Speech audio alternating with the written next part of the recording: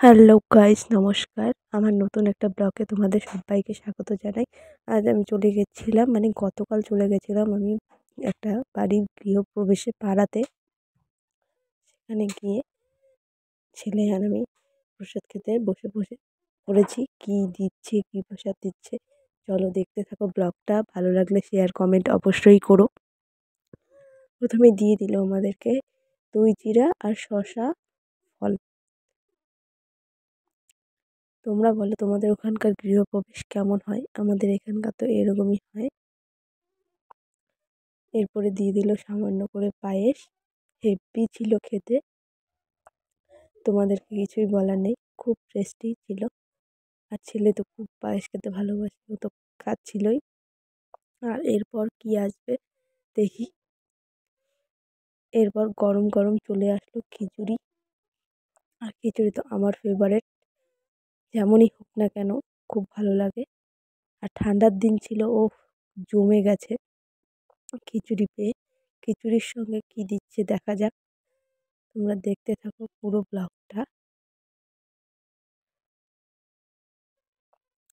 খুব গরম, দেখো আমি খুলে দিচ্ছি। আর তার সঙ্গে চিপস পড়ে গেল গরম গরম, আর ধোয়া ওঠা খিচুড়ি, তার সঙ্গে চিপস, তার সঙ্গে পায়েস, জমে ক্ষীর। আর দেখতে দেখতে চলে আসলো ঘন্ট, বাঁধাকপির ঘন্ট। শীতকালে বাঁধাকপির ঘন্ট খিচুড়ি দিয়ে, ওয়াও! আর দেখতে দেখতে খাওয়া হয়ে গেল। এরপরে ওনাদের বাড়ির ভেতর চলে আসলাম, আগেও ঢুকেছি। আর এসে একটু বসেছি, দেখো আমি তোমাদেরকে বাড়িটা দেখানোর চেষ্টা করছি কেমন হয়েছে। তাই দেখো, আর দেখো বাড়ির যে মেইন গার্জিয়ান সে বসে আছে, আমরা সবাই গল্প করছি আর আমার ছেলে দুষ্টুমি করছে। আমার ছেলের সঙ্গে একটা পাশের বাড়ির দাদা। আমরা কিন্তু বেশি দূর যাইনি, আমাদের পাশে একটা বাড়ি উদ্বোধন হয়েছে, সেখানে আমরা গিয়েছি। সবাই মিলে খুব আনন্দ করলাম, মজা করলাম। চলো এবার ঘরের ভেতরটা নিয়ে যাওয়া যাক আমাদেরকে।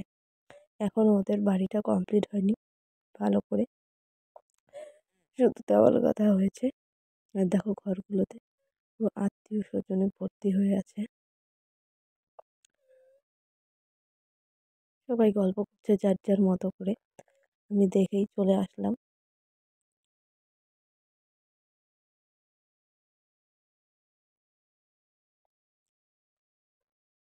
আর আমি বেশি বক বক না করে চলে গেলাম রান্নাঘর দিকে। ওদের দেখি কেমন করেছে, পরবর্তী আমাদেরও করতে হবে। আর আমি পুরো ব্লগটা দেখো, ভালো লাগলে।